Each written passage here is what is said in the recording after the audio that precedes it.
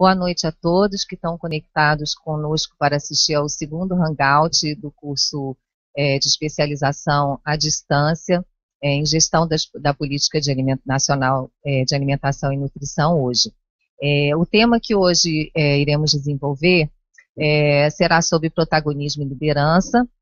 Temos aqui conosco 3 convidadas profissionais da área de alimentação e nutrição, que foram convidadas para hoje estar aqui com a gente por conta da experiência profissional como líderes e protagonistas da gestão da PNAM. Mas antes de apresentá-las e passar a palavra, eu gostaria de fazer algumas considerações bem rápidas, a respeito da condução desse segundo Hangout. Bom, primeiro, comunicar que em função da análise da avaliação encaminhada por todos os participantes do primeiro Hangout, nós verificamos a necessidade de fazer algumas alterações na condução desse segundo Hangout, né? A primeira mudança diz respeito ao tempo de duração, né?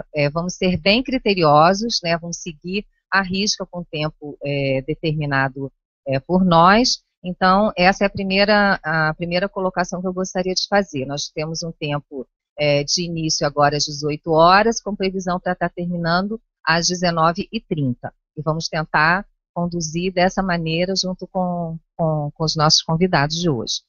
Bom, e como eu serei a guardiã do tempo, aí eu peço às nossas convidadas que, gentilmente, que entendam essa questão do nosso tempo de explanação. A segunda mudança diz respeito à interação dos participantes que vão estar nos assistindo em tempo real.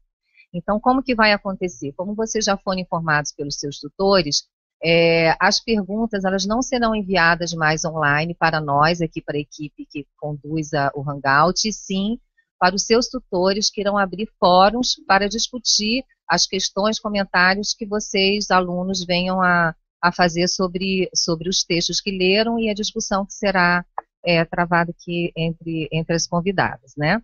Então, essa é a nossa segunda mudança.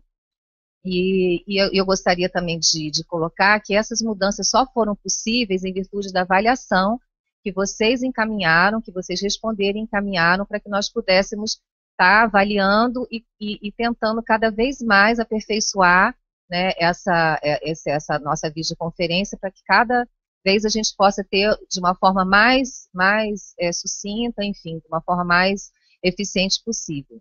Então, a gente pode começar, e para iniciar eu vou fazer a apresentação das nossas convidadas, e depois eu vou passar a palavra para a gente começar a nossa conversa.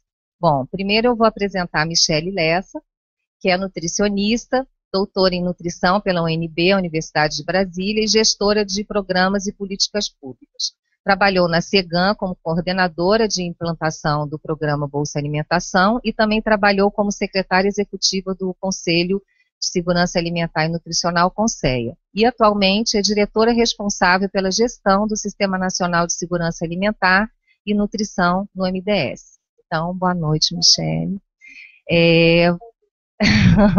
Nós que agradecemos.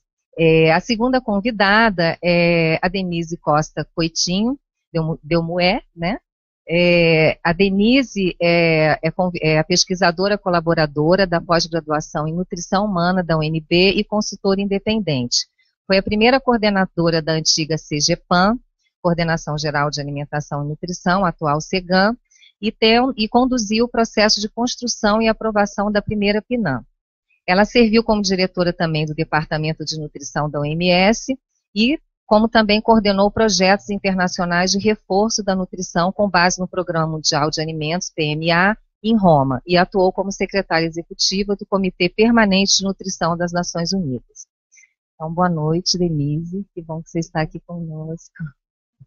E a nossa última convidada, que eu vou apresentar, é Elisabetta Recine, é nutricionista, professora da UNB, da Universidade de Brasília, e foi coordenadora técnica da então CGPAM, atual SEGAM, entre 2000 e 2002, e também coordenadora geral em 2003.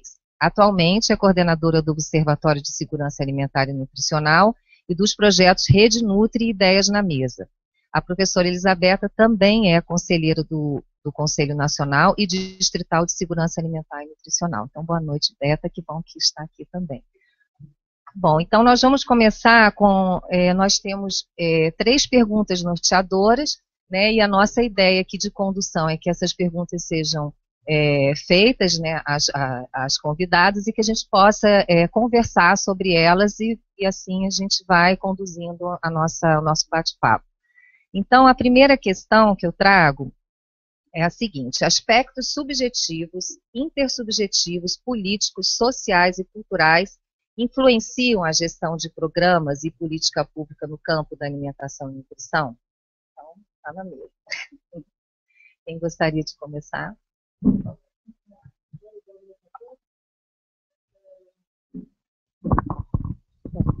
Primeiro, boa noite aos alunos. Espero que vocês aproveitem essa discussão de hoje, assim como nós também vamos aproveitá-la. Porque, fazendo um gancho aqui com a pergunta,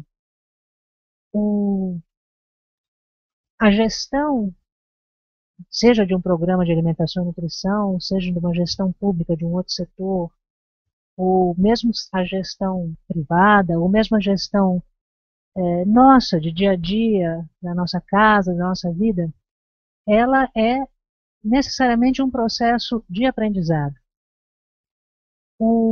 Então, tentando responder, se todos esses fatores, eles fazem parte, influenciam a gestão, a resposta é sim, eles influenciam a gestão no sentido de que são componentes fundamentais para a gente entender e exercitar um processo contínuo de aprendizagem.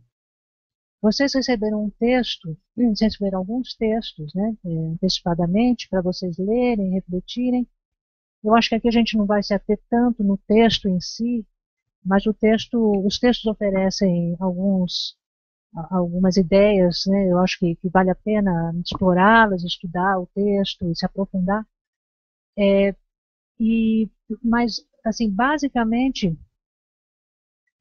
num processo de gestão, agora aqui vamos nos ater mais à política de alimentação e nutrição, a construção, o aprendizado contínuo, a liderança e o protagonismo, eles são, eu diria assim, os pilares da condução, do exercício dessa atividade de gestão. Acho que eu fico por aqui por enquanto, para depois a gente aprofundar o tema. Só como disse a Michelle quando a gente estava relendo a pergunta, falando, bom, mas aqui tem tudo, né? Não, mas na verdade tem tudo porque tem que ter tudo mesmo, né? A gente está falando de um processo, quando a gente está falando de um processo de gestão, nós estamos falando de um processo de organização, de implementação, de realização de ações ou projetos, seja lá o que for, mas a gente está falando eminentemente também de um processo de compartilhamento ou não de poder, de capacidades, né?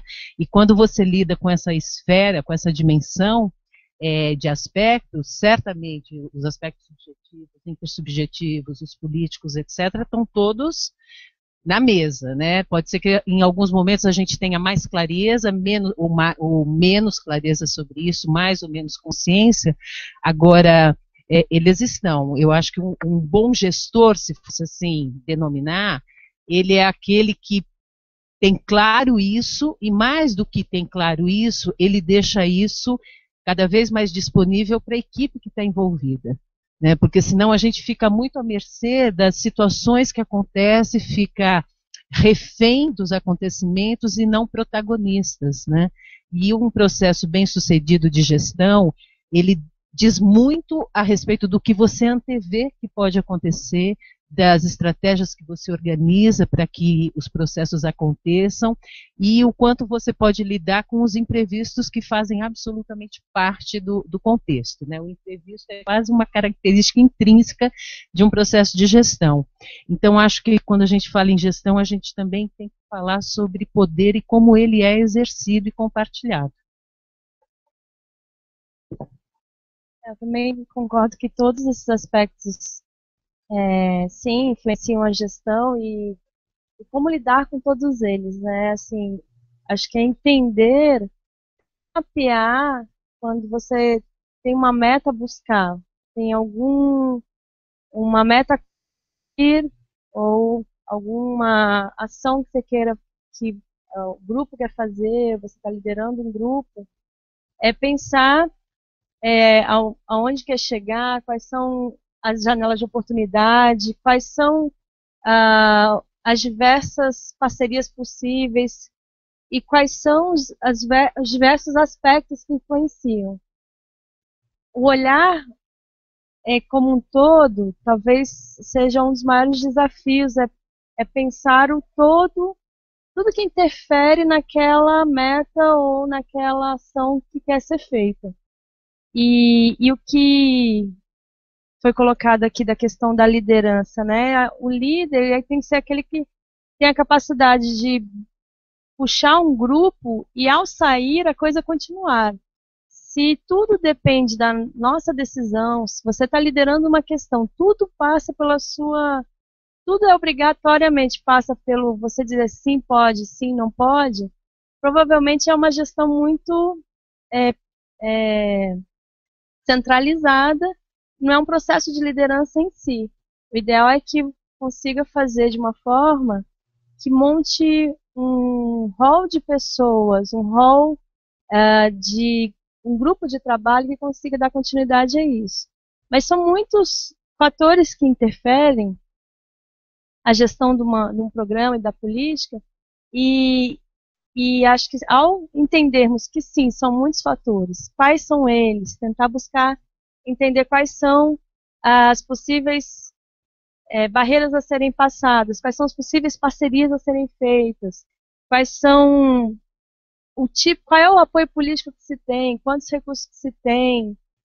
E eu acho que o mais desafiador disso tudo é entender onde é que está a porta, a janela de oportunidade, onde que pode ser aberta e não deixar essa oportunidade passar, né? Então, olhar todos os elementos que influenciam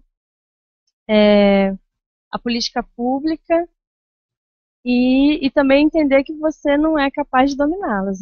É um processo que um grupo, né, precisa ver até onde você pode avançar para alcançar aquilo que se quer. E com planejamento, né, com uma estratégia montada, entendendo que vários fatores estão influenciando aquela que você está buscando. Bom, ok. Ouvindo vocês, né, conversar e trazer alguns pontos específicos, o que eu fico pensando é da gente tentar traduzir isso um pouquinho para a realidade, né? E aí quando a Beta coloca essa questão da reféns do processo, né? A questão de buscar essa janela de oportunidades, eu queria que vocês pudessem trazer situações ou vivências que vocês passaram e que foram importantes para vocês identificarem que realmente ali vocês estavam sendo protagonistas ou líderes de uma gestão ou né, de uma determinada ação, enfim, eu queria que se vocês pudessem trazer um pouco isso para a gente trazer um pouco essa para a realidade, assim, o dia a dia de como que seria realmente trabalhar com esses aspectos mais subjetivos, né, dentro da realidade. E antes de responder o que você perguntou, eu queria só jogar uma outra questão aqui. O gestor, ele é um líder? O gestor necessariamente é um líder, deve ser um líder, tem que ser um líder? Um líder é necessariamente um gestor? Eu acho que isso são questões que a gente tem que seria interessante a gente conversar um pouco aqui sobre isso. Então, agora, falando a sua questão. Quando a minha experiência de gestão, eu diria que a minha experiência de gestão, por exemplo, no Ministério da Saúde, quando nós construímos programas, iniciamos a CGPAN, construímos uma equipe, começamos a implantar programas e foi um processo compartilhado com as secretarias estaduais, com várias secretarias municipais. Eu diria que essa experiência de gestão, ela é gestão no sentido que ela é muito operacional, muito concreta, com meta, com ação, com planejamento, mas ela, acima de tudo, foi também uma experiência de compartilhamento de liderança, porque não existe assim, você não pode dizer que num processo bem-sucedido de gestão você tem um líder. Você tem lideranças, e são muitas lideranças.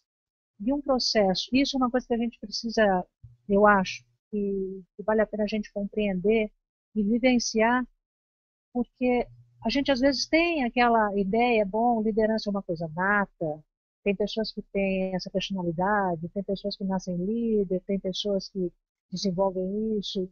Existe muita, talvez uma mitificação também em cima dessa palavra, e que na realidade a liderança não é individual. Para uma gestão bem-sucedida, ou seja, para todos esses processos de gestão que implicam em operacionalizar as coisas, planejar, orçamento, enfim, todas as questões práticas da gestão, exige que em vários dos pontos do processo de gestão existam lideranças. Então, eu diria que para nós, por exemplo, no Ministério da Saúde, nós reunimos um grupo de lideranças que também atuavam junto com lideranças nos estados e durante os municípios, que faziam que o coletivo, que cresceu junto, aprendeu junto, se desenvolveu junto, também ampliou aquele número de líderes que, enfim, que constitui uma boa gestão. Quando a gente observa, assim, o que os líderes, por isso que eu gosto de falar em lideranças, e não em uma liderança ou um líder, porque se a gente olha um grupo de trabalho e você identifica várias lideranças num grupo de trabalho, tem algumas lideranças que elas são de tão diversos aspectos, elas lideram, elas têm capacidade de mover processos e fazer pessoas caminharem numa mesma direção, conjuntamente, construindo juntas, em diferentes aspectos que vão desde, por exemplo, do planejamento estratégico macro até aquela coisa muito concreta, operacional, como, por exemplo, gerenciar um orçamento ou um sistema de IT, de computador, ou um sistema de credenciamento das famílias que vão receber um determinado benefício. Então, cada um dos aspectos operacionais necessitam e se beneficiam muito se você construir conjuntamente com o grupo essas lideranças. Então, isso, enfim, eu queria colocar essa questão dessa necessidade da gente falar em lideranças, não de um líder.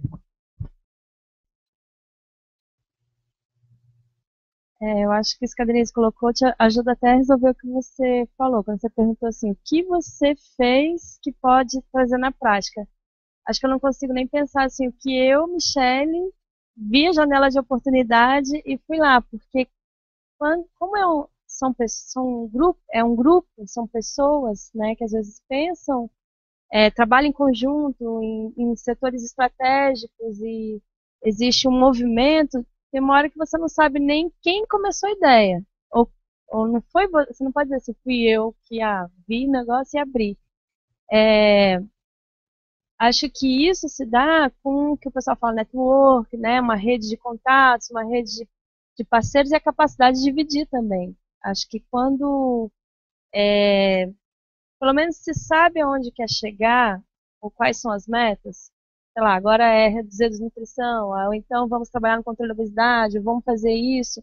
Sabe quais são as estratégias que são mais adequadas, porque mapeou o que existe de eficiente em outros países, ou em próprio algumas realidades municipais. E quando tem capacidade de ouvir também, eu acho que uma das coisas que eu aprendi, tive a oportunidade de trabalhar com a Denise, com a Elizabeth, capacidade de ouvir foi uma coisa interessante, capacidade de escutar. Então, você vai uma conversa com a comunidade, se você está trabalhando na unidade de saúde, se você está trabalhando, escutar a demanda, escutar mesmo, a gente entender qual é a demanda da sociedade. Né? Então, a capacidade de escutar ajuda a elaborar a política pública também. Então, eu acho que é isso, assim, é um conjunto, olhar o conjunto de fatores e ter várias pessoas, concordo com a Denise, são várias lideranças, cada um que sabe fazer melhor, porque nem todo mundo sabe tudo e é perfeito, né? E tem uma pessoa que lida mais com uma coisa, né? Outra com um é mais para a parte financeira, o outro é mais para uma área da nutrição, o outro é mais para uma área de envolvimento de estados e municípios ou de capacitação, vamos dizer assim. E olhar, trabalhar em grupo e construindo em conjunto, porque o caminho vai se fortalecendo, né? Um ajuda o outro, como se fosse uma rede que potencializa. Acho que uma coisa também que a gente tem que aprender nesse processo é que se você tem muita vaidade, ela atrapalha. Se você for muito pro lado de aparecer por aparecer, isso atrapalha completamente todo esse processo de liderança. Então, se tiver disputa, a disputa atrapalha, é isso que eu queria falar. A disputa atrapalha. Você vai falar, eu sou da nutrição, a pessoa que é da saúde da criança, eu tenho que ter mais recursos que a saúde da criança, eu tenho que fazer melhor. Não, isso não ajuda. É melhor sentar com o pessoal da saúde da criança, trabalhar junto, e mesmo que seja uma outra área que apareça, mas depois isso volta pra gente, potencializa a área da nutrição. Então, acho que isso, trabalhar junto, tem uma relação de ganha-ganha maior do que a disputa. Acho que esses aspectos, eles colocam um nível de desafio muito intenso, assim, né? Porque quando você lida, por exemplo, com uma outra forma de fazer, você também está lidando com o conflito da cultura institucional, dos paradigmas que estão estabelecidos, etc., né? Então, acho que não que isso, por isso, se abandone, pelo contrário, né? Mas acho que a gente tem que perceber como que essas contradições vão acontecendo, por exemplo, em instituições que são extremamente hierarquizadas. As instituições públicas são extremamente hierarquizadas. Então, todos os processos de trabalho que querem não ser, eles lidam com um nível de contradição interno. Então, esse é um desafio muito interessante, que eu acho que ele vale muito a pena. Então, o gestor não necessariamente é um líder, às vezes, pelo contrário, grande parte dos gestores talvez nem sejam líderes, né? Agora, um pouco os aspectos que vocês levantaram, acho que traz um pouco dos conteúdos que tem a ver com essa questão da liderança circular, e eu dei uma olhada, é interessante, assim, não sei se todo mundo que está assistindo leu, mas esse artigo aqui, bem pequenininho, da liderança circular, ela levanta essa questão da capacidade de às vezes, um número pequeno de pessoas conseguirem mudar culturas, mudarem situações. E essa autora em particular, que ela cita, que é a Jan Shinoda-Bolen, ela é uma terapeuta junguiana, uma mulher assim, que tem um papel dentro do processo do feminismo renovado, ela tem um papel muito interessante, porque ela entrou com a dimensão espiritual da energia feminina, e esse livro em particular, que é o Milionésimo Círculo, ele tem um subtítulo que é Como os Círculos de Mulheres Podem Mudar o Mundo. E ela trabalha todo esse livro colocando de uma experiência pessoal, de ter participado de um círculo de mulheres, e como ela viu, como se conformou a questão da liderança circular. Então, não é simplesmente ou somente pessoas que têm habilidades distintas, né? Por exemplo, no caso de implementar um programa. Então, pessoas que são mais habilidosas ou têm um conhecimento, uma expertise no financeiro, ou na questão da informática, etc. Mas ela fala também dessa outra qualidade que todos nós temos, de cuidar de dimensões diferentes do processo da vida e, consequentemente, do processo de trabalho. Então, é só a gente olhar uma equipe, assim. Não tem aquela pessoa que sempre chega e está cuidando do outro, é aquela pessoa que sempre lembra da festa, aquela sempre que está com um olhar se alguém está bem ou está mal, aquela que abre a janela porque está calor. A gente pensa, são coisas banais, né? Mas essas coisas todas conformam os ambientes. Não são só a minha habilidade a partir do meu diploma, mas a minha habilidade a partir das minhas qualidades humanas, né? Que muitas vezes o processo de trabalho simplesmente pretende anular. E a liderança circular, ela traz também essas dimensões no processo de trabalho e, na verdade, no processo de vida. Eu tenho uma história pessoal, assim, muito eu acho que eu devo falar, porque é muito forte esse processo. Eu estava indo, quando eu estava ainda no Ministério da Saúde, estava indo para uma dessas consultas regionais da OMS, que eu acho que era até da Estratégia Global. E estava indo para Santiago do Chile, e estava lendo o livro da Jean Shinoda. Estava ele ainda na versão em inglês. Sentei no avião em Brasília, fui para São Paulo, comecei a ler. Cheguei em São Paulo, liguei para uma amiga, falei, liga para a Trion, que é a editora que publicou em português esse livro, liga para a Trion e fala que a gente vai traduzir esse livro. E eu fui de São Paulo para Santiago traduzindo o Milionésimo Círculo em papel que eu ia achando no avião. E quem traduziu, esse foi um trabalho colaborativo. O Milionésimo Círculo no Brasil foi publicado com as fotos de uma outra amiga, com a revisão da amiga, de uma outra amiga, com uma cotização de recursos que esse círculo fez, porque ele traduzia a minha experiência, né, essa experiência de ver como quando a gente trabalha num círculo de iguais, cada um dá muito melhor de si, mas muito melhor de si, muito melhor. E nenhum produto feito dessa maneira é alcançado por nenhum outro processo, pela qualidade tanto do processo quanto do resultado. Então, é muito interessante a gente perceber como cada ser humano, cada pessoa, cada profissional abre uma janela de capacidade quando ele se sente acolhido nos processos, né? Então, eu acho que a liderança circular, o círculo, diz isso. Você é acolhido com o que você tem, todo o seu saber e toda a sua capacidade é bem-vinda e contribui. E aí a gente faz junto. Sim. Então, fazendo agora tentando interpretar um pouco também a experiência que a Beth trouxe, pensando nos nossos ouvintes. Existe também, frequentemente, muitas vezes a chefia, ela pode se sentir ameaçada por esses processos. Ou ela pode se sentir ameaçada até pela palavra liderança. E eu acho que o que a Beth trouxe aqui é uma coisa extremamente importante para vocês todos, nós todos percebermos que a liderança é algo que se constrói, que se exerce, que se compartilha, como a Beth trouxe, que é circular, e que ela não pode de maneira nenhuma ser ameaçadora.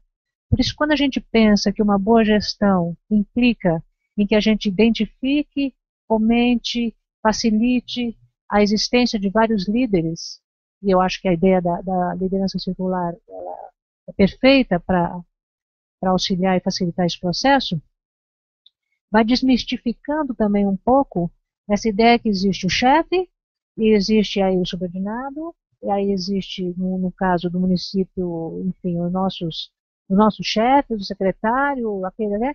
E tudo que foge a essa hierarquia mais burocrática, digamos assim, existente, acaba sendo ameaçadora. É muito importante quebrar esse paradigma e entrar num outro. Fundamental para a boa gestão. Bom, eu, assim, acho que já a primeira pergunta eu estou vendo como já suficiente, não sei se vocês gostariam de acrescentar alguma coisa a mais, além, e eu acho que como a gente já começou a falar do feminino aqui, de uma certa maneira, a gente trouxe o feminino, então, eu, olhando aqui a segunda questão, eu acho que já vai também entrar nesse universo que a gente está colocando, né? Então, a segunda questão que a gente traz norteador aqui para o debate seria: a maioria dos profissionais que estão envolvidos com as ações de alimentação e nutrição são do gênero feminino, isto é, um fator que estimula ou dificulta o protagonismo e a liderança para a gestão da finança.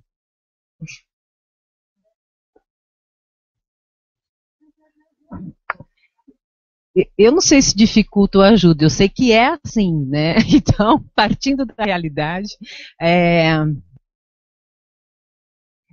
assim, eu poderia ir numa linha meio de senso comum, falando que, bom, afinal de contas, as mulheres são mulheres cuidadoras, são nutridoras, são elas que se preocupam com isso, elas são mais abertas, etc, etc. Eu acho que sim, tudo isso, né? Mas eu acho que tem um processo, na verdade, vamos ver se eu consigo falar alguma coisa que tem a ver, porque foi sacanagem deixar isso comigo, né? Não, é porque assim, eu não quero trabalhar com o senso comum. Eu acho que a gente precisa aprofundar isso. Assim, o que quer dizer ser mulher e ter a maioria de mulheres lidando com essa temática na agenda? Eu acho que isso traz um tremendo desafio. Né? Primeiro, porque eu acho que não é à toa que são só mulheres. É porque é um tema feminino. Né? E ser um tema feminino num mundo ainda majoritariamente de valores masculinos traz um desafio profundo. Tanto que a agenda de alimentação e nutrição é uma agenda menor. Ela pode ser maior do que foi, mas ela ainda é uma agenda menor. Pode ser que ela seja muito importante para nós e a gente tem toda a legitimidade de considerá-la muito forte, muito poderosa, muito importante. Agora, ela enfrenta enormes desafios de protagonismo, né? Enormes desafios de colocação, etc. Então, eu acho que ser mulher, a maioria ser mulher numa agenda que é uma agenda muitas vezes desempoderada, traz o desafio dessas mulheres olharem o poder de uma outra maneira, porque isso também é uma coisa importante da gente perceber. A mulher, ela lidou com o poder, ou ela teve em posições de poder em sociedades tradicionais, etc., e os relatos mostram que, ao contrário do que dizem por aí, na verdade, as sociedades que eram eminentemente matriarcais eram tão autoritárias quanto as patriarcais. Então, o desbalanço de poder é ruim, seja quem for, ou o gênero que for, cuidando do poder. Então, a questão é como a gente matricia isso e faz um equilíbrio entre essas energias que estão manifestadas tanto em pessoas, né, homens e mulheres, mas essas energias da forma de realizar as coisas. Das coisas que demandam mais ação, mais decisão, mais concretização, e das coisas que demandam mais imaginação, criatividade, etc. Eu sou pelo caminho de equilibrar isso, seja em homem, seja em mulher, seja em qualquer outra coisa, né? Então, eu cada vez creio que, assim, pessoalmente, eu nunca me seduzi por essa coisa de achar que só nós somos fantásticas. Eu prefiro acreditar que todo mundo pode ser fantástico, porque acho que o mundo precisa disso. Então, agora, na agenda real de nutrição, eu acho que ela sendo majoritariamente feminina, ela demanda a urgência de que as mulheres olhem o poder como uma coisa possível. Aí a gente pode qualificar isso como é esse poder, que é um pouco essa discussão que a gente fez antes, da questão dele não ser piramidal, dele ser circular, etc, etc, etc. Mas eu acho que as mulheres têm que olhar isso como, sim, eu posso, sim, também é para nós. Né? Porque também, se você for olhar na estrutura hierárquica das instituições, a agenda majoritariamente feminina fica lá em que escalão? Né? E depois o restante dos escalões, né, os superiores, ele não são exatamente preenchidos por mulheres, né, com raras exceções, etc. Então, acho que a gente está num momento, não só na nutrição, quanto assim, no mundo em geral e em vários outros temas, tal, num processo mais de equalização. Né? Eu não sei. Na verdade, são coisas que eu acho que merecem muito mais aprofundamento. É só para começar e depois que a Denise e a Michele falarem, se aparecer alguma coisa mais interessante, eu continuo.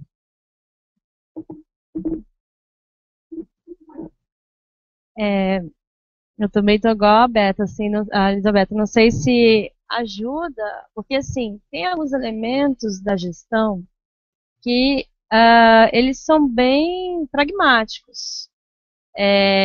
E quando a mulher assume um papel, você, mais na linha de liderança, de gestão, acho que mais para gestão, vou falar de uma gestão de uma política pública, uma gestão de um programa, exige lidar, sim, precisa de mais orçamento, precisa buscar todas as agendas na saúde, não tem orçamento para tudo, então sempre é uma disputa. Sempre é uma disputa de recursos, de equipe, disputa de até o próprio desenvolvimento de sistemas de informação para o programa que você quer fazer.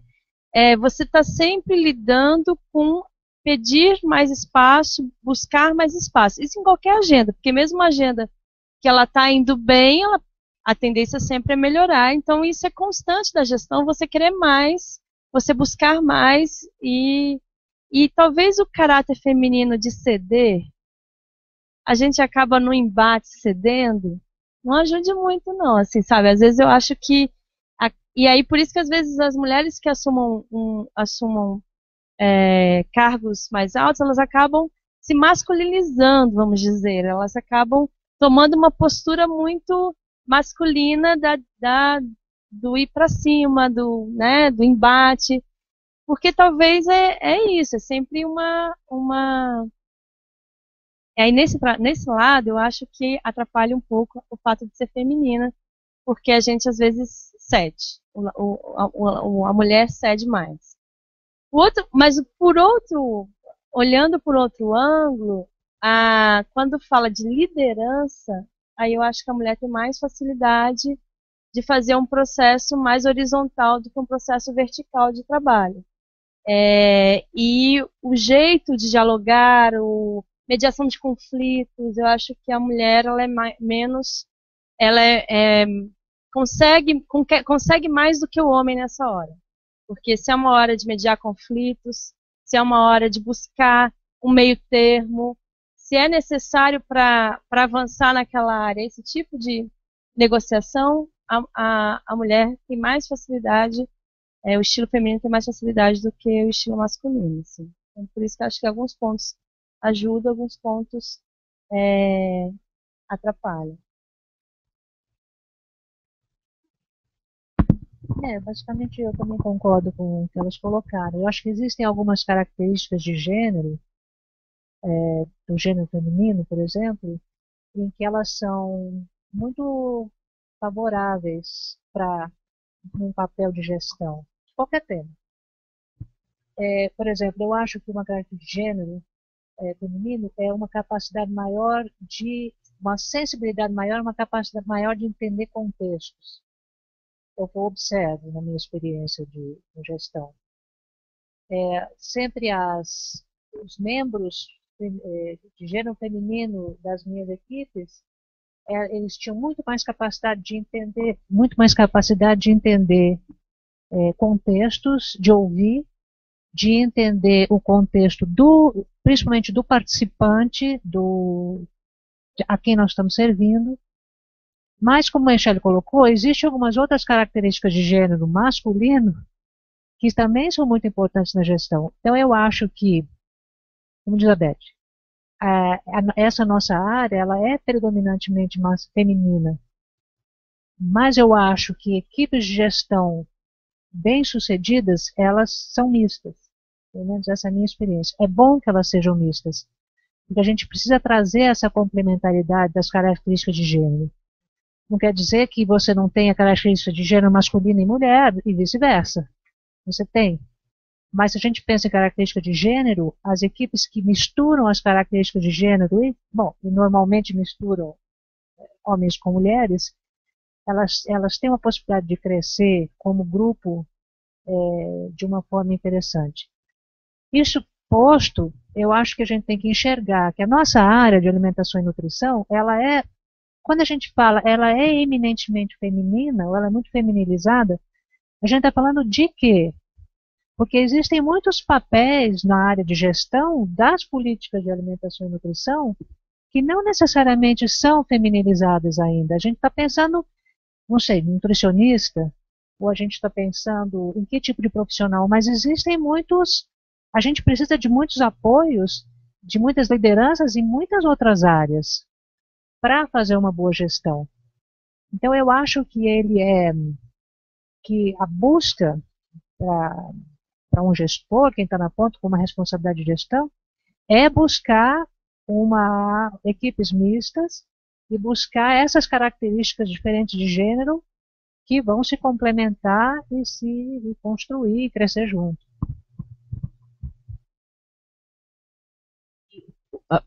Um outro aspecto disso a gente partindo desse dado de, por exemplo, na saúde, né, ela é não só com nutricionistas, mas em várias outras profissões, ela é muito feminina, em termos de implementação de ações, de política, eu acho que, aí do ponto de vista estratégico, o que é importante é a gente pensar como que a mulher hoje se coloca na sociedade, porque, por exemplo, num processo de formação, né, como o curso aqui em questão, esses aspectos que dizem respeito ao protagonismo feminino, a questão da mulher se sentir à vontade em determinados campos do conhecimento, mais ou menos, etc. Isso precisa ser abordado de uma maneira clara, objetiva, porque a ideia é que ela se sinta o mais empoderada possível para dar conta da sua função, do seu objetivo, seja onde ela estiver. Então, por exemplo, ter uma categoria eminentemente feminina é uma questão importante, porque eu acho que a gente lida com questões claras que estão na sociedade, que ainda limitam, de repente, o desenvolvimento pleno do potencial das mulheres em geral e de grupos de mulheres em particular, assim como também de determinados grupos de homens, né? Tem questão de acessos, etc., faixas de renda, mas eu acho que a questão da categoria, de repente, é importante, se você olhar. Agora, no processo de gestão, acho que é isso mesmo, quanto mais a gente misturar, melhor. Quer dizer, assim como a liderança circular, ela proporciona a mistura das habilidades, né? Estão todas aí disponíveis, esse outro aspecto, que é homens, mulheres, de diferentes formações, de diferentes experiências, etc., é sempre melhor, né? Problemas que a gente lida atualmente e que as políticas públicas precisam abordar, elas são de tamanha complexidade, mesmo que elas sejam setoriais. Quer dizer, a gente não tem hoje nenhum problema ou questão banal, né? Todas elas são complexas. Então, a complexidade, ela demanda diversidade. Nada que é complexo pode ser tratado de maneira focada, estrita. A complexidade demanda diversidade, de pessoas, de habilidades, de conhecimentos, de processos, etc. Eu queria comentar também que, assim, né, na linha que vocês falaram, eu também concordo, assim, são vários perfis e é importante ter uma equipe mista. Acho que, de um lado, eu queria falar que uma questão positiva é que mesmo mulheres liderando o grupo, pelo menos eu nunca tive nenhum problema dos homens se sentirem... Nunca passei por alguma situação de constrangimento porque a coordenação estava sendo feita por mulheres. Assim, não me recordo em nenhum momento algum tipo do homem suspeitar eu faria melhor, algum tipo de comentário assim. E isso acho que hoje já está vencido na sociedade, já está tranquilo esse tipo de relação. Agora, acho importante também que vocês colocaram, e aí, por onde eu passei, a gente tem que ter cuidado, porque às vezes, nós nutricionistas, ao montarmos um grupo, por como são programas de nutrição, ou política de nutrição no município, a gente tem tendência a colocar mais nutricionistas. E por que eu estou puxando isso? Porque às vezes a gente não está precisando de um monte de nutricionistas. Às vezes a gente está precisando de um comunicador, um jornalista, a gente está precisando de um analista de sistemas, a gente está precisando de outros profissionais, e aí, para atuar numa política de nutrição, para atuar num programa de nutrição. Isso, eu vejo às vezes uma tendência, por exemplo, quando eu estou conversando com municípios, conversando com os estados, eu estou precisando de nutricionista, aí eu falo, você sabe que você está precisando de nutricionista, você está precisando de um administrador, será que está precisando de um contador? Então, uma contadora, não estou falando nem a questão de gênero aqui, que seja homem ou mulher, estou falando da nossa tendência, às vezes, de colocar só nutricionistas numa equipe para gerenciar uma política de nutrição, e a gente, na verdade, precisa de vários perfis, vários profissionais para atingir um objetivo relacionado à nutrição. Só complementando isso, o texto que vocês receberam, que a gente leu sobre a feminização do setor saúde, ele também está olhando, o que me chamou a atenção é que o texto olha as profissões mais típicas do setor saúde. Então ele fala, sim, de fato, tem muito mais enfermeira mulheres, tem muito mais nutricionista, né? Enfim. E ele coloca, né, a questão da feminização. Mas quando a gente pensa o setor saúde é muito mais do que isso. O setor saúde e a gestão de saúde não é o profissional de saúde, exclusivamente. E eu acho que o que a gente aprende em qualquer experiência de gestão de um programa é a necessidade assim, premente da equipe multiprofissional. A gente às vezes pensa isso teoricamente, fala, bom, a multissetorialidade, a multiprofissional, e às vezes parece que é uma coisa meio teórica, mas não, é como a Michelle falou, às vezes é isso, você precisa de um jornalista, ou você tem que tentar buscar uma experiência, uma pessoa que tem uma experiência em sistema de informação. Enfim, de fato, são habilidades que são necessárias, são complementares. Então, para fechar a questão aqui, eu não acredito que a gestão do programa de alimentação e nutrição ela é feminilizada. Ela não deveria ser. Ela, de fato, deveria ser multiprofissional e trazer características de gênero femininas e masculinas, sejam em homens quanto em mulheres. Ok, obrigado. Então vamos partir para a nossa última questão, que trata, né, sobre a questão também da gestão, e aí ela faz uma síntese, né, de uma forma geral. Né? Como estimular o protagonismo e a liderança para a gestão da PNAM no Brasil? De uma certa forma nós já trouxemos alguns assuntos, mas assim, de tentar, talvez a gente aqui falar um pouquinho mais do que nós poderíamos, né, enquanto gestores, enquanto professores, como que a gente poderia estar pensando, né, em estimular esse protagonismo, né? Será que vocês têm alguma dica? Eu quero começar a falar sobre isso, sobre um outro ângulo, sim, sobre um outro aspecto. No Observatório a gente tem uma linha de trabalho que começou já há alguns anos, que é sobre a respeito das ações de alimentação e nutrição na atenção básica. E essa linha vem, cada ciclo ela se desenvolve, ela se desdobra em várias outras coisas. Foi nessa linha que a gente elaborou a matriz de ações de alimentação e nutrição na atenção básica, fez alguns estudos, etc. E um deles diz respeito a... Nós fomos atrás de conhecer como é que está sendo a formação aí do nutricionista nessa área geral de saúde pública ou saúde coletiva, né? Alguns cursos ainda usam essa denominação de saúde pública. Então, primeiro a gente fez um estudo nacional para ver quais eram, nem descritivo, assim, quais eram as matérias, as disciplinas, carga horária, como é que elas se relacionavam entre prática e teoria, etc. Qual era o perfil do docente nisso, né? Depois, nessa primeira fase, a gente foi atrás de conversar com alguns docentes. Fizemos alguns momentos assim de oficina, em encontros, em congressos. E o que a gente percebeu, por esse estudo, analisamos as ementas, os planos de ensino e tal, a gente viu que a formação em saúde coletiva dentro dos cursos de nutrição, ela precisa, mais do que urgentemente, sofrer um processo de mudança de paradigma. Ela precisa de uma revolução urgente, assim, porque ela não atende de maneira nenhuma o presente e nem se fale de futuro, né? Ela é uma formação que olha, que está mirando ainda um passado. Ela lida com uma realidade, com uma forma de desenvolver ações, projetos e como o SUS funciona, por exemplo, que não existe mais. Então, a questão do protagonismo e da liderança, ela tem várias dimensões, mas eu levantei esse aspecto porque eu acho que essa dimensão que diz respeito à formação básica, vamos dizer assim, profissional, ela é absolutamente fundamental e hoje a gente passa por um momento de urgência. A gente tem vários cursos no Brasil que estão passando por processos de renovação curricular, tem experiências muito interessantes.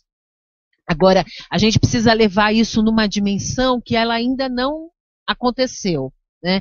Porque a questão da liderança, a questão do protagonismo tem a ver também com o quanto eu entendo daquilo, o quanto eu vejo aquilo, o quanto eu percebo aquilo não só como ele é, mas como ele devia ser. Porque protagonismo e liderança não lidam com o presente, eles lidam com o futuro. Né? Eu faço coisas porque eu quero que as coisas se mudem, se revolucionem, se ampliem, se qualifiquem. Então, eu estou falando sempre do devir, né? Tem esse território. E a gente verificou que os docentes hoje se sentem, grande parte dos profissionais são formados por escolas privadas, grande parte dos profissionais se sente absolutamente fragilizado dentro dessas instituições, eles têm uma alta rotatividade, eles não têm apoio, esses cursos em geral, eles têm um perfil de formação que atende uma demanda de mercado volátil, se o mercado demanda X, é X, se amanhã é Y, vira Y. Como é que fica um processo de formação que vai navegando segundo os humores de mercado? Então, eu acho que a gente tem que olhar, um curso como esse é fundamental. Um curso como esse tem um papel absolutamente, assim, irrepreensível. Agora, são pessoas que já estão trabalhando, agora a gente precisa olhar também um passo antes, que é os profissionais que vão vir para o mercado e que muitas vezes passam por um processo de formação sem ter o menor contato ou ter um contato muito superficial com tudo isso que a gente está falando. Eu não estou falando que tem que sair da graduação com, né, gestor, não sei o quê, não é nada disso. Mas ele precisa conhecer numa dimensão e numa profundidade e numa complexidade, por exemplo, essas questões da intersetorialidade, o cenário brasileiro da segurança alimentar e nutricional, que a saúde está inserida, que as questões de alimentação e nutrição estão inseridas. Por exemplo, as questões que a Denise levantou. Será que é realmente feminino esse campo? Quando a gente pensa em agricultura, quando a gente pensa em abastecimento, quando a gente pensa nas outras etapas do sistema alimentar, será que é feminino? Ou só essa dimensão do consumo é feminina, né? Então, eu acho que esse aspecto é muito importante. A gente precisa voltar e olhar o que está acontecendo com a formação básica dos profissionais. Esse é um dos aspectos que eu acho que vale a pena. Assim, né, a primeira coisa que me veio na cabeça, né? Esse curso é, sem dúvida, um dos mecanismos de estimular. Se eu pudesse dar um recado, assim, para as pessoas que estão nos assistindo, etc., eu acho que o nutricionista que está no município, o nutricionista que está na unidade de saúde, ele precisa participar do debate do que está acontecendo na saúde do município. E aí eu falaria também na segurança alimentar e nutricional, porque a gente está muito nessa área, mas a partir do momento que o nutricionista vai numa reunião do Conselho Municipal de Saúde, vai numa conferência municipal de saúde, participa de reuniões da saúde do idoso, da saúde do homem, da saúde da mulher, não importa, mas no olhar do todo da saúde, é mais fácil a nutrição conseguir se encaixar nesse processo de gestão da saúde. Então, eu acho que historicamente a saúde, a nutrição, foi um campo que cresceu por fora do debate da reforma sanitária. Nós não temos, a não ser que eu seja muito míope, nós não temos grandes sanitaristas que são nutricionistas. Ou não temos, são poucas nutricionistas que discutem o SUS. Isso dificulta, porque é como se fosse um debate muito distante do debate do Sistema Único de Saúde, de tudo que está na pauta da saúde. Então, eu acho que se abrir um pouco para olhar para além da nutrição, ajuda a voltar para a nutrição e saber qual é qual é a tua parte no processo do todo da saúde do município, do estado, ou a saúde do âmbito nacional. Da mesma forma, é debater a segurança alimentar e nutricional. Como é que está o sistema alimentar no município, como a Beta está falando? Quais são os atores que atuam na questão da produção, na questão do abastecimento, no circuito de produção e consumo, no consumo? Então, quais são os fatores que afetam? Então, olhar o sistema alimentar, como que O município, ele é grande, ele traz tudo de fora, ele importa onde é que está a produção, chega tudo industrializado, chega por quê? Chega porque, né? Então, assim, entender todo o sistema alimentar, como ele se dá, da produção ao consumo no município, e mais uma vez, abrir, olhar o todo, para depois entender, eu que cuido mais da parte de consumo, cuido mais da parte da nutrição, o que eu tenho a ver com esse todo, né? Então, acho que ajuda. Do ponto de vista, aí olhando assim, quem está no nível nacional, pensando como estimular os municípios, os nutricionistas a terem esse protagonismo, eu acho que mostra de experiências bem-sucedidas em ações de nutrição é um estímulo a trazer aquele profissional que está lá no município, está fazendo um negócio legal, a mostrar o que está fazendo e ter confiança no que está fazendo. Tem muita gente boa fazendo coisa boa que pouco aparece e que precisa ser estimulada, né? Outro dia eu vi um programa fantástico que estavam trocando 3 quilos de alimentos, 3 quilos de materiais recicláveis. O município inventou esse programa. A família de baixa renda entrega 3 quilos de plástico, né, garrafa PET, margarina, essas coisas, e ganha 1 quilo de frutas e verduras. Aí o material vai para reciclagem, gera renda, você evita lixo, e além disso estimula o consumo pela família de frutas e hortaliças. Quer dizer, eu achei o máximo aquela ideia. Então, esse exemplo, né, tem várias experiências interessantes. Eu acho que trazer isso à tona dá um estímulo a quem está atuando. E tentar envolver o máximo nos debates políticos, né, debate da política pública e buscando cada vez mais envolver mais gente nesses processos de conferências, etc. Bom, eu acho assim que essa pergunta ela pode ser respondida em várias dimensões, né? Como fomentar o protagonismo e a liderança nessa área? Se a gente pensa, eu lá no município sou gestora, como eu posso fomentar o protagonismo e a liderança dentro do meu contexto, onde eu estou, lá no município, sou gestora, sou responsável? Quais são os mecanismos que eu posso utilizar? Ou seja, nossa audiência.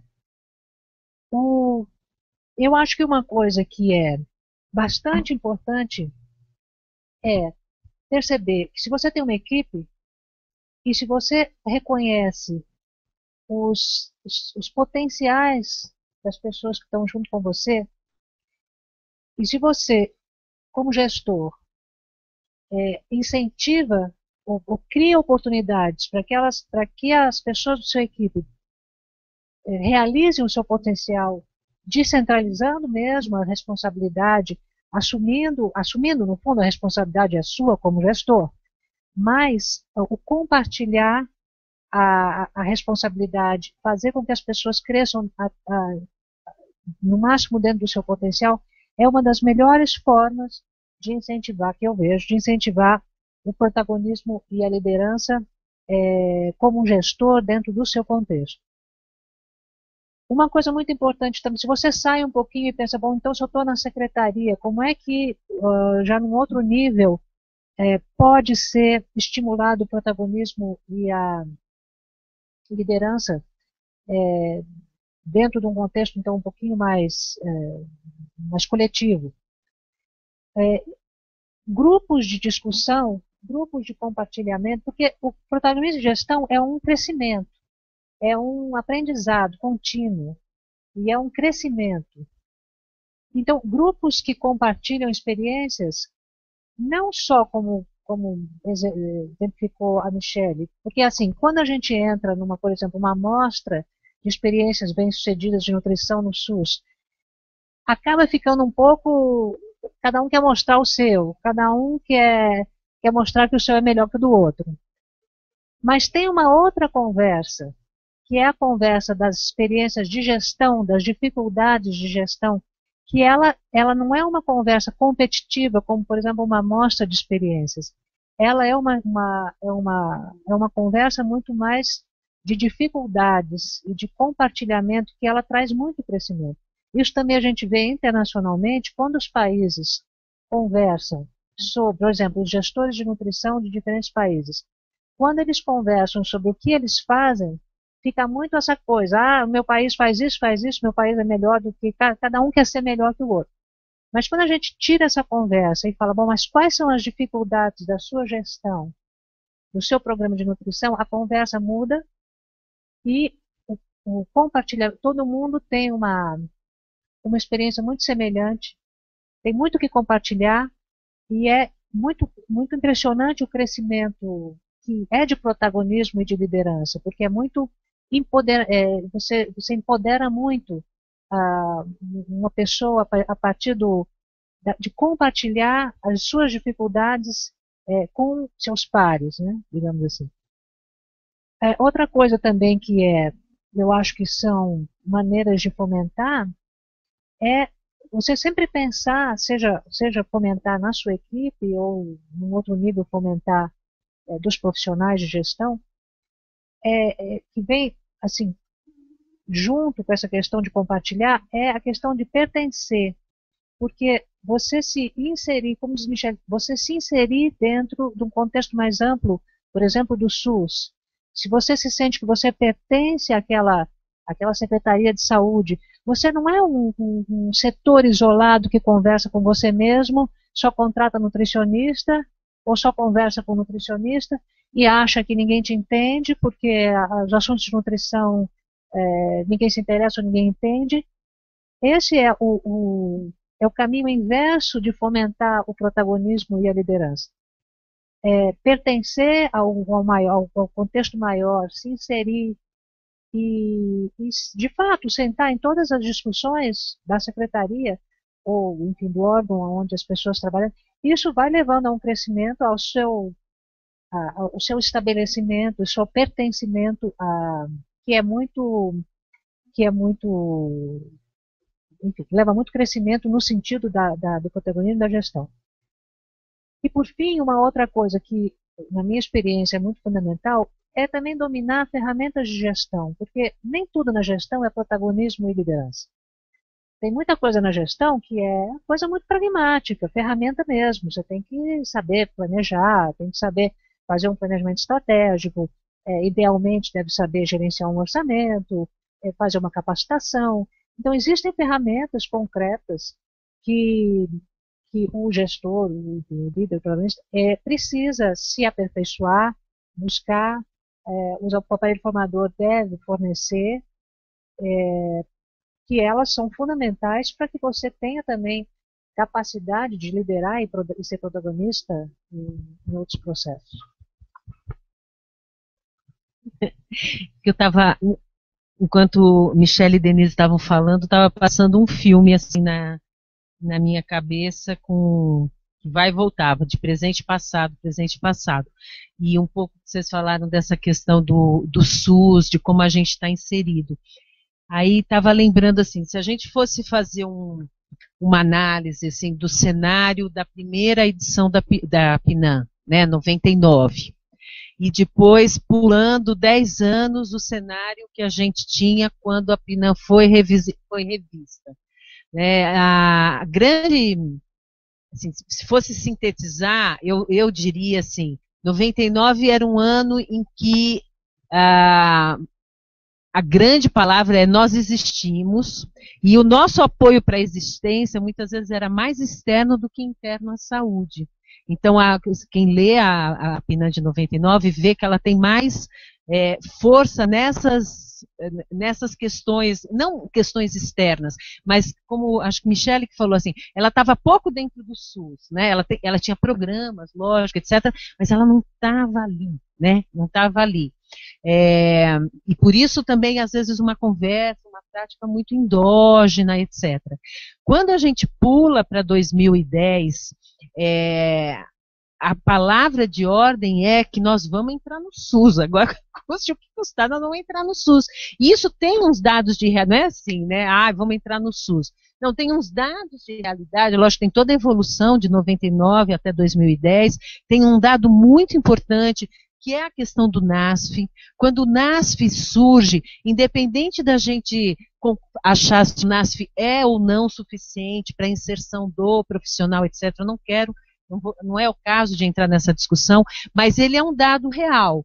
né? Quer dizer, em torno de 80%, 85% dos NASFs, desde o início, eles têm esse profissional. O que acontece nesse momento?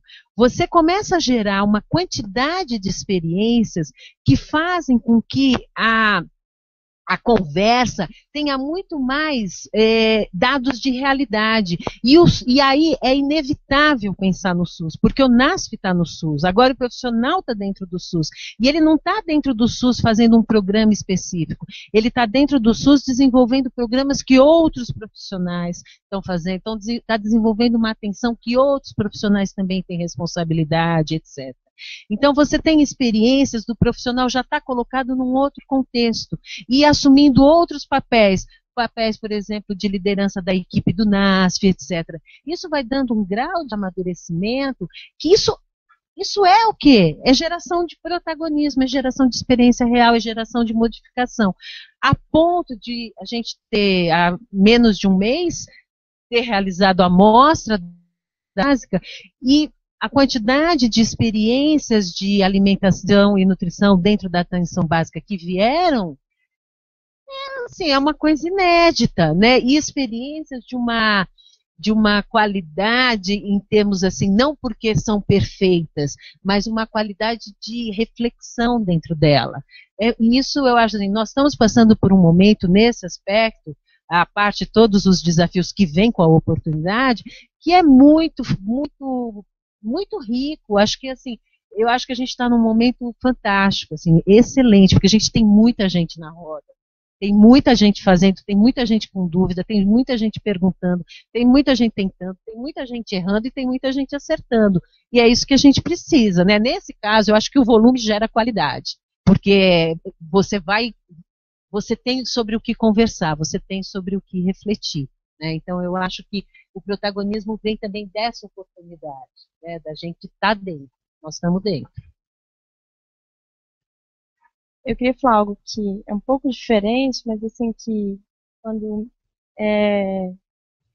a questão da liderança, assim, puxar líderes na área de nutrição ou estimular a liderança na área de nutrição, eu também, assim, puxando um pouco, eu queria reforçar o que a Denise colocou também. Quando você passa por um processo, aí eu estou falando da gestão da política, o que eu senti falta na hora, assim, o que é aquele negócio que você fala, caramba, eu não tenho. O que você aprende muito? Você aprende muito administração em saúde, administração em saúde pública, administração da máquina pública, né? Então, acho que primeiro, quem está aqui no curso, que está buscando ter ferramentas, está buscando ir para um nível de gestão da política, ou quem já está, encarar mesmo, eu tenho que saber de orçamento público. Eu tenho que saber executar um recurso. Não adianta eu pedir dinheiro se eu não souber um pouquinho, sei lá, que eu tenho, executá-lo bem. Eu tenho que encarar a burocracia da máquina. É burocrático? Eu tenho que fazer ofício, tenho que fazer memorando, tenho que fazer... É inevitável, vou ter que fazer. Tenho que fazer planejamento. E a gente, no Brasil, costuma ser muito otimista no nosso planejamento. Tem que fazer metas reais, concretas. Algo que eu estou aprendendo muito recentemente também é fazer o planejamento do que você quer, tentar prever problemas, antever problemas que vão acontecer e montar planos de contingência para o problema que você pode ter no futuro. Então, acho que lidar com a parte financeira, lidar com a informação na mão, você não precisa saber tudo, mas você pelo menos ter os dados, informações recentes na sua mão. Então, eu acho que é quase falar, olha, precisamos administrar, né? Entender de administração é importante nesse processo da gestão. E uma coisa que eu acho legal é a atitude, assim, porque às vezes a gente está na nutrição envolvidos com tantos problemas, sei lá, estou na suplementação de vitamina A, eu sou responsável por um programa. Eu me envolvo tanto com os problemas operacionais, que às vezes eu não consigo olhar sem estar mergulhado com aquela sensação, ai, tá pesado. Então, por que eu tô falando com isso? Porque às vezes o líder, a gente percebe que ele olha lá na frente, como a Beta falou no momento, e eu pensei muito isso com as pessoas que estão até aqui nessa mesa, é a capacidade de olhar lá na frente e se abstrair do peso dos problemas atuais. Olhar lá na frente e traçar uma meta, nem que seja a médio e longo prazo, e pensar no que vai ser feito. Então, acho que otimismo, atitude, sem ser poliana, não é isso que a gente está falando, mas é a capacidade também de não ficar só no reme-reme daquele, ai, tô com problema disso, problema daquilo, problema daquilo. E isso é uma antítese para mim de uma personalidade de liderança, né? Então, acreditar o que está fazendo, acreditar que faz bem, acreditar que é possível, né? E em qualquer nível que seja, em qualquer ganho que se tenha nas ações. Tem questão da atitude. Não, só um outro comentário que é um pouquinho diferente desses anteriores. Eu acho que uma maneira, se a gente pensar num nível bem individual, uma maneira de a gente tentar desenvolver na gente mesmo algumas características maiores de protagonismo, de liderança, é buscar inspiração em outras pessoas, é enxergar, inclusive pedir ajuda. Mas muito importante é a gente olhar ao nosso redor e ver quem é que me inspira, de certa maneira, quem é que, uma vez, há muito, muito, muito tempo atrás, eu assisti uma palestra que falava de liderança de uma pessoa que era especialista em liderança para empresas. E essa pessoa, então, convidou a plateia a lembrar de alguém que foi alguém que você pensa, bom, aquela pessoa eu acho que é um líder. E para mim. E pensar e aí refletir. E quais são as características que essa pessoa tem que me fazem enxergar ela ou como um líder? Muitas pessoas pensaram em várias pessoas, figuras, enfim, pessoas famosas, o meu pai, a minha mãe, ou alguém, um colega de trabalho, enfim, a possibilidade de Deus, a própria possibilidade é muito diversa. Mas foi uma experiência muito interessante de depois chegar, fazer uma reflexão, o que me inspira? Porque a liderança, ela se exerce de diferentes formas, como eu acho que a gente acabou de falar aqui 1000 vezes. Existem pessoas que assim, a gente não diria, é um líder, porque não tem aquelas características que a gente, um líder é proativo, é isso, é não sei o que, não sei o que lá. Às vezes tem pessoas que foi o meu caso, a pessoa em que eu pensei era no modo clássico de se pensar, era um anti-líder, porque não tinha nenhuma dessas características tão proativas assim.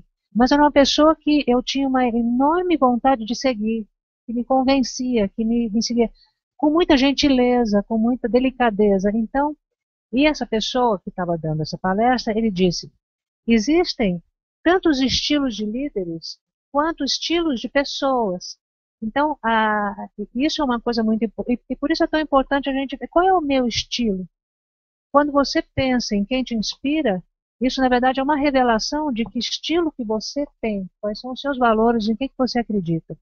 E aí, claro, isso já é um primeiro passo para você conseguir pensar e desenvolver em você mesmo aquelas características.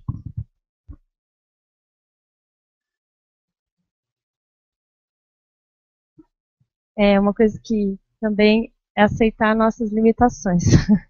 Eu acho que é importante para a liderança a gente sabe reconhecer com tranquilidade as nossas, colocar no papel assim, em que eu sou fraco, sei lá, ou não falo inglês, ou não escrevo direito, ter noção do que você não tem habilidade, assim, né, que você não tem habilidade, porque numa equipe você precisa de pessoas que dê o contraponto do que você não faz bem, assim, né? Então, eu acho que se conhecer e saber suas limitações, porque às vezes a gente quer fazer tudo, quer ser bom em tudo, meio que mas não é isso, né? Um líder, eu acho que ele tem que saber onde ele não é bom, vamos dizer assim, não tem habilidade.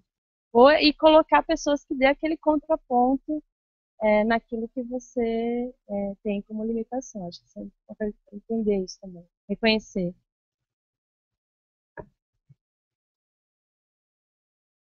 Bom, estamos satisfeitos com a nossa rodada e eu só queria fechar esse nosso hangout com a sua fala em relação ao otimismo e o da Denise em relação à inspiração, porque no último hangout nós recebemos muitas perguntas, né, querendo algumas respostas e com esse teor, né, de como que eu faço, eu estou sozinho, eu estou aqui no município, eu tenho muitas dificuldades, né, então num sentido não de pessimismo, mas num sentido de que realmente às vezes está solitário, tem essa necessidade de estar, né, trabalhando em equipe, não tem essa equipe, então acho que eu queria fechar, né, antes de agradecer vocês, com essa colocação, né, de que realmente eu acho que o protagonismo ele vem sim, né, ele tem que vir a partir de uma inspiração e com esse otimismo mesmo, né, de que eu posso fazer diferente, que eu posso ser, né, diferente e ter algum resultado com isso, né.